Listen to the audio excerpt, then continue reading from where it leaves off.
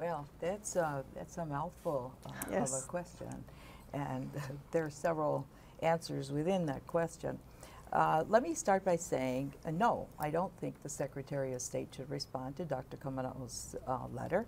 First of all, as you point out, the Secretary of State is in charge of external affairs or international affairs, not domestic. And so the letter should have been sent, if sent at all, to the Interior Department. That said, the Interior and Justice Department was out here for the past 3 weeks, I suppose, doing these hearings all over the island. And it had nothing to do with Dr. Kamanao's letter. This was in the works for many months. Mm-hmm.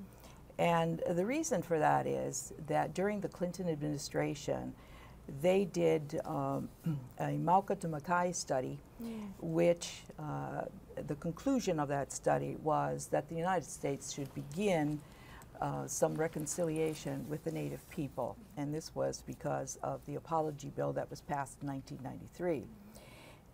When the Bush administration took over, that did not occur.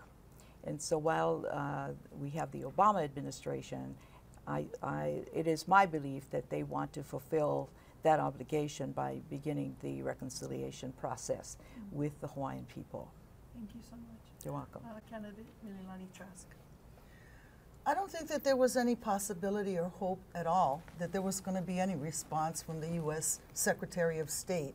The reason why I say this is because back in May of 2013, the Secretary of State in the United States filed a letter with the United Nations. They notified the United Nations that as a matter of U.S. policy, Hawaiians are part of the domestic policy under Interior.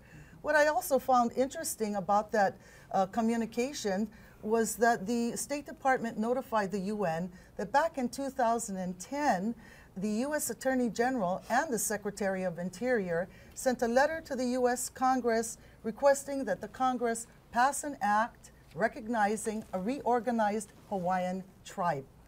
This means that a decision was made a long time ago to bring Interior down here.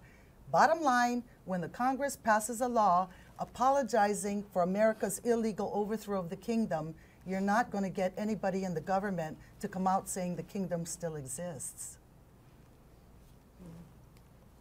Maybe I've been in politics too long, but I saw the reason for the letter. I got to talk fast. The reason for the letter really was great because it generated all this interest.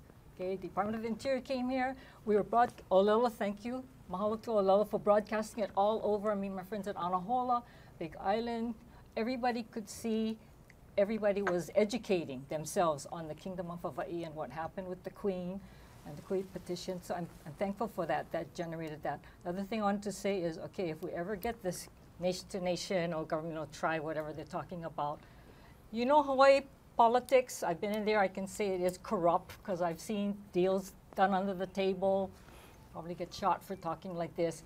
But you know, they're going to get that set up. Then you get this roll call. The same people going to be put in charge. The same people going to end up controlling everything. That's all. Thanks.